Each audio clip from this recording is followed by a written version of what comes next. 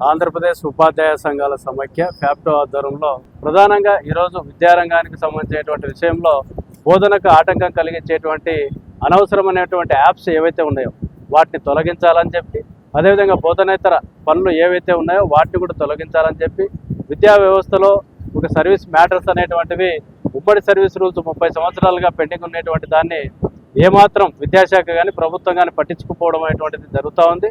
ఉమ్మడి service rules ఆధారంగా ఆయా యాజమాన్యాల్లో ఉన్నటువంటి వారికి సమాన హక్కులు కల్పించాలని చెప్పి కూడా ఈ సందర్భంగా ఫ్యాప్టో డిమాండ్ చేస్తూ ఉంది. దాని మీద ఎటువంటి విద్యాశాఖ మంత్రి గారు కానీ, కమిషనర్ కానీ, సెక్రటరీ కానీ కనీసం ఈ ప్రభుత్వం వచ్చి 2 సంవత్సరాలు అయినప్పటికీ స్పందించకపోవడం చాలా దాన్ని తీవ్రంగా వ్యతిరేకిస్తున్నాం. అధికారంలోకి రాగానే పిఆర్సీ కమిషన్ వేస్తామని, ఐఆర్ మెరుగ్గా ఇస్తామని కూడా హామీలు ఇచ్చి అధికారంలోకి వచ్చినాక 2 సంవత్సరాలు గడిచిపోయాయి. అయినా సరే ఇప్పటికి కూడా పిఆర్సీ కమిషన్ వేయాలని కానీ ఐఆర్ గురించి కాదు ఆలోచన చేయడం లేదు. పైగా మీకు 1వ తేదీ జీతాలు ఇస్తున్నాం, ఎంతకన్నా మెరుగ్గా ఏ ప్రభుత్వం చేయగలదనే మాటలు వాళ్ళు మాట్లాడుతా ఉన్నారు. మరొక వైపు విద్యా వ్యవస్థలో ఆన్లైన్ భారం ఉపాధ్యాయులకి ఎక్కువగా ఉంది. సబ్జెక్టు టీచర్లు లేకుండా 10th క్లాసు, అదే విధంగా ఇంటర్మీడియట్ కూడా పిల్లలు పేద విద్యార్థులు మన పాఠశాలకు వచ్చేది, వాళ్ళు కూడా పరీక్షలకు వెళ్లే పరిస్థితి. అంటే ఒక సబ్జెక్ట్ టీచర్ లేకుండానే పరీక్షలకు హాజరైతే ఏ విధమైన ఫలితాలు వస్తాయని కూడా ఆలోచన చేయాల్సిన అవసరం ఉంది. ఇప్పుడు దాదాపు 25,000 పోస్టులు ఖాళీగా ఉంటే 3,000 పోస్టులతో డిఎస్సీ వేస్తామని చెప్పి ప్రభుత్వం చెప్పడం కూడా సరైన విధానం కాదని, అన్ని ఖాళీలను నింపాలని, మెరుగైన డిఎస్సీ వేయాలని చెప్పేసి, అదేవిధంగా ఆర్థిక సమస్యలు ఏవైతే ఉన్నాయో పరిష్కారం తీసుకు ఆలోచన చేయాలని కూడా మేము ప్రభుత్వాన్ని డిమాండ్ చేస్తా ఉన్నాము. అలా చేయని పక్షంలో ఈ 3 రోజుల నిరాహార దీక్ష అయిపోయిన వెంటనే జిల్లా అసెంబ్లీకి పిలుపునిచ్చి వేలాది ఉపాధ్యాయుల్ని సమీకరించి పెద్ద ఎత్తున ఉద్యమం చేసి మా సమస్యల పరిష్కారం దిశగా ప్రభుత్వం ఆలోచన చేసే విధంగా చేస్తామని కూడా తెలియజేస్తా ఉన్నాం. ప్రభుత్వం ఇచ్చిన హామీలు నెరవేర్చాలనే డిమాండ్ తో ఈ రోజు కార్యక్రమానికి ఇస్తాం. ఆల్రెడీ ఇప్పటికే పోరుబాట కార్యక్రమం ద్వారా మేము ఉద్యమాన్ని చేయడం జరిగింది గత అక్టోబర్ నెలలో. దానికి స్పందనగా కేవలం 1 డిఏ ఇచ్చారు. మా పెండింగ్లో ఉన్నటువంటి 18,000 కోట్ల రూపాయల బకాయిలు ఇంకా ఉన్నాయి చెల్లించాల్సింది. దాన్ని మేము రోడ్ మ్యాప్ ఇవ్వాలి. 4 సరెండర్ లీవ్లు కానివ్వండి, 4 డిఏలు కానీ, ఇవన్నీ కూడా పెండింగ్లో ఉన్నటువంటి విషయాలన్నింటినీ కూడా మేము డిమాండ్ చేస్తా ఉన్నాం. ఇప్పటికీ 12వ పిఆర్సీ కమిటీని వేయకపోవడం చాలా దుర్మార్గమైన చర్యగా భావిస్తూ రాష్ట్ర ప్రభుత్వానికి మేము చెప్పదలిసింది, ఉద్యోగ ఉపాధ్యాయులందరూ కూడా ప్రజల్లో భాగం, మీ యొక్క సంక్షేమ పథకాలను ప్రజలకు చేరవేసే బాధ్యత ఉద్యోగ ఉపాధ్యాయులుగా తీసుకుంటా ఉన్నాం. మీరు ఏదైతే మెరుగైన పిఆర్సీ సకాలంలో డిఏలు ఇస్తా ఉన్నారో వాటిని నెరవేర్చమని మీరు ఇచ్చిన హామీలు మాత్రమే ఇవ్వాలని చెప్పి డిమాండ్ చేస్తా ఉన్నాం. ఇప్పటికీ సిపిఎస్ రద్దు మీద పవన్ కళ్యాణ్ గారు ఇచ్చినటువంటి మాట ఇంతవరకు నెరవేర్చే ప్రయత్నం చేయలేదు మీరు.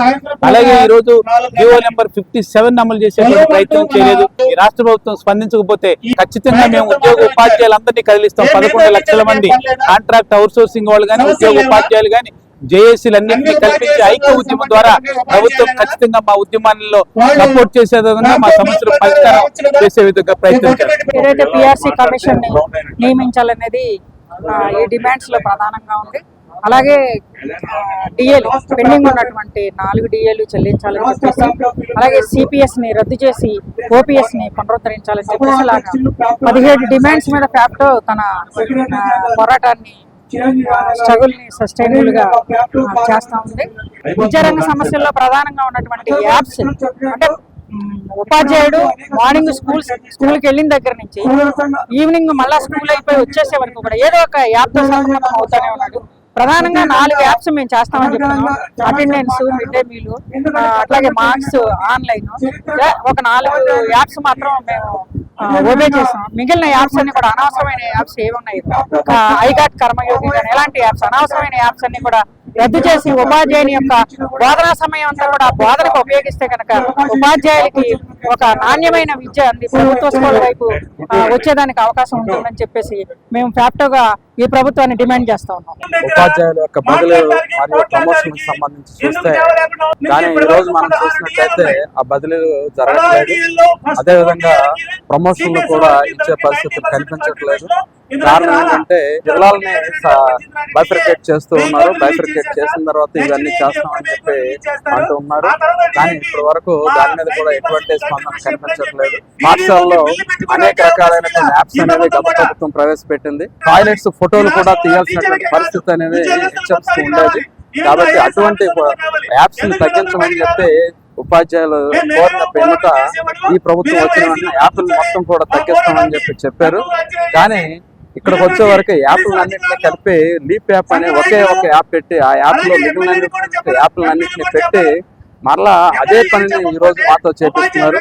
గుడ్లు లెక్క కానీ లేదంటే టాయిలెట్స్ సంబంధించినటువంటి ఇన్స్పెక్షన్ కానీ ఇటువంటివన్నీ కూడా మరలా మాతోనే చేపిస్తున్నారు.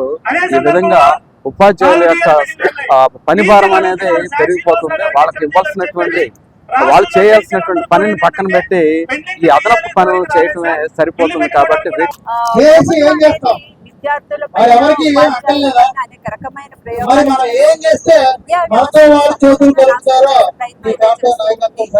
దానిలో భాగంగా గత ప్రభుత్వంలో ఆ రకాల పాఠశాలలు ప్రవేశపెట్టారు. రకాల పాఠశాలలు అదేవిధంగా ఉపాధ్యాయులు కూడా విద్యార్థులకు ఎక్కువ సమయాన్ని విద్యాబోధన కేటాయించలేని పరిస్థితి కాబట్టి అన్ని రకాల ఉద్యోగ ఉపాధ్యాయ కార్మికులు సంవత్సరాల తరబడి డిమాండ్ల పరిష్కారం కాక అపరిష్కృత సమస్యల పరిష్కారం కోసం పాలకుల నియంత పోకడల వలన పాలకుల దిగజారుడు విధానాల వలన టోటల్గా ఈ రాష్ట్రంలో ప్రభుత్వ పాఠశాలను నిర్వీర్యం చేసే పరిస్థితుల్లో ఈ పాలకులు ఉన్నారని చెప్పి మీ దృష్టికి తీసుకొస్తున్నాం. ఇంకొక 10 సంవత్సరాల్లో ప్రభుత్వ పాఠశాల ఉండదు, ప్రభుత్వ ఉపాధ్యాయుడు ఉండదు అనమాట. ఆ రకంగా ప్రభుత్వ విధానాలు ఉన్నాయి.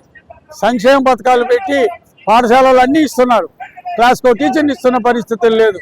ఒక పక్క తరగతి గదికి ఊడుకోబడి క్లాస్కో టీచర్ అనేది కనీసం గ్రామానికి మెయిన్ స్కూల్లోనన్నా తరగతి టీచర్ చొప్పున నియమిస్తేనే ప్రభుత్వ పాఠశాలను పరిరక్షించుకోగలమని చెప్పి మీ దృష్టికి తీసుకొస్తున్నాం. ఇంకోటి టోటల్గా పాలకుల దిగజారుడుతనం వలన గత పాలకులు కావచ్చు, ప్రస్తుతం కావచ్చు, అధికార దాహంతో అది రకరకాల వాగ్దానాలు చేసి అధికారంలోకి వస్తున్నారు. కానీ అధికారంలోకి వచ్చాక అంతా కార్పొరేట్ల మాయాజాలంలో పడిపోయి వ్యవస్థ నిర్వీర్యం చేసే పరిస్థితుల్లో ఉన్నారు. ఉపాధ్యాయులకు గత 3-4 సంవత్సరాలుగా పెండింగ్ ఉండిపోయినటువంటి ఆర్థిక పరమైనటువంటి అంశాలతో పాటుగా ప్రభుత్వ పాఠశాలను కూడా బలోపేతం చేసుకోవాలనేటువంటి లక్ష్యంతో మేము ఈరోజు ఈ ఉద్యమ కార్యాచరణను చేపట్టడం జరిగింది. ఈరోజు పిఆర్సీ కమిషన్ వేయాల్సినటువంటి సమయం దాటిపోయి దాదాపు 30 నెలలు గడిచిపోయినప్పటికీ కూడా మరి గౌరవ ముఖ్యమంత్రి చంద్రబాబు నాయుడు గారు పిఆర్సీ కమిషన్ ఊసే ఎత్తడం లేదు. అదేవిధంగా 2022లో పెట్టుకున్నటువంటి ఉపాధ్యాయుల సరెండర్ లీవ్ బిల్స్ ఎన్కాష్మెంట్ ఏదైతే ఉందో దాన్ని ఆపేశారు. అలాగే ఇప్పటికే ఐఆర్ ఇవ్వాల్సినటువంటి సమయం దాటిపోయినప్పటికీ ఐఆర్ లేదు. దేశంలో ఎక్కడా లేని విధంగా తెలంగాణ ఫస్ట్ ప్లేస్లో ఉన్నట్టుంది. 5 డిఎల్ బకాయిలతో తెలంగాణ ఫస్ట్ ప్లేస్లో ఉంటే నెక్స్ట్ ప్లేస్లో ఏపీ గవర్నమెంట్ ఉంది. ఇప్పటికే 4 డిఎల్ పెండింగ్ ఉన్నాయి. అదేవిధంగా రావాల్సినటువంటి డిఏ బకాయిలు కూడా వేల కోట్ల రూపాయలు పెండింగ్ ఉన్నాయి.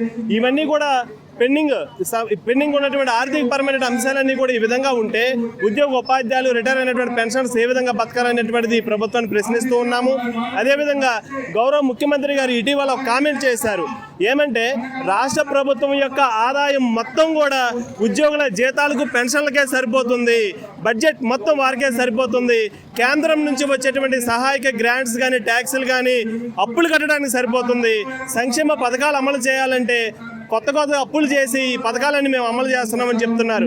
మేము అడుగుతున్నాము, ముఖ్యమంత్రి గారే కావచ్చు, ఎమ్మెల్యే కావచ్చు, మంత్రులు కావచ్చు, అందరూ కూడా ఒకటే పదం అంటున్నారు, రాష్ట్ర ఆదాయం మొత్తం జీతాలకే సరిపోతుంది అనేది అంటున్నారు. అది వట్టి అబద్ధం, అవాస్తవం అని ఈరోజు మేము చెప్తున్నాము. 2026 బడ్జెట్ ప్రవేశపెట్టారు. ఆ బడ్జెట్లో రాష్ట్ర రెవెన్యూ ఆదాయం మొత్తం బడ్జెట్ 3,32,000 కోట్లు అయితే అందులో రాష్ట్ర రెవెన్యూ ఆదాయము 2,34,000 కోట్లు. మా ఉద్యోగుల జీతాలకు మీరు సంవత్సరం మొత్తం ఇస్తున్నది కేవలం 68,000 కోట్లు మాత్రమే. అదేవిధంగా రిటైర్ అయినటువంటి ఉద్యోగులకి పెన్షనర్స్ రూపంలో ఇస్తున్నది కేవలము 29,000 కోట్ల రూపాయలే. మొత్తం కలిపినా సరే 97,000 కోట్ల రూపాయలే. కానీ రాష్ట్ర రెవెన్యూ ఆదాయం 2,34,000 కోట్లు మీరు చూపించడం జరిగింది. మరి ఆదాయం మొత్తం మా జీతాలకే మా పెన్షన్లకే సరిపోతుందని చెప్పడం అనేది ఒట్టి అబద్ధంగా దీని ద్వారానే తెలుస్తుంది. మీరు చట్టసభలో ప్రవేశపెట్టినటువంటి బడ్జెట్ లెక్కలే మీరు చెప్పే మాటలు అబద్ధాలని చెప్తున్నాయి. కాబట్టి మీరు ఇప్పటికైనా సరే పిఆర్సీ కమిషన్ నియమించాలి, వెంటనే ఐఆర్ కూడా ఇవ్వాలని చెప్పేసి మేము డిమాండ్ చేస్తూ ఉన్నాము. అలాగే పెండింగ్ ఉన్నటువంటి సిపిఎస్ ఉద్యోగులకు రావాల్సిన పెండింగ్ బకాయిలని చెల్లించాలి. అదేవిధంగా సిపిఎస్ ఉద్యోగుల 11,000 మందికి 2020వ సంవత్సరం నుంచి మేము 57 అమలు చేయొచ్చు అనేటువంటి కేంద్రం ఏదైతే ఇచ్చిందో ఆ ఉత్తర్వు మేరకు 11,000 మందికి కూడా పాత పెన్షన్ అమలు చేయాల్సినటువంటి అవసరం కూడా ఈ ప్రభుత్వం మీద ఉందనేటువంటి తెలియజేస్తూ ఇంకా ప్రభుత్వ పాఠశాలను బలోపేతం చేయాల్సిన అవసరం కూడా ఎంతైనా ఉంది. ఈ రోజు ప్రభుత్వ పాఠశాలలో విద్యార్థులందరూ కూడా ప్రైవేట్ పాఠశాలకు వెళ్ళిపోతూ ఉన్నారు. స్వయంగా రాష్ట్ర ముఖ్యమంత్రి వర్యుల యొక్క కుమారులు నారా లోకేష్ గారు విద్యాశాఖ మంత్రిగా ఉన్న టైంలో కూడా ఈ విధంగా జరగడం తీవ్ర ఆందోళన పరిచే అంశము.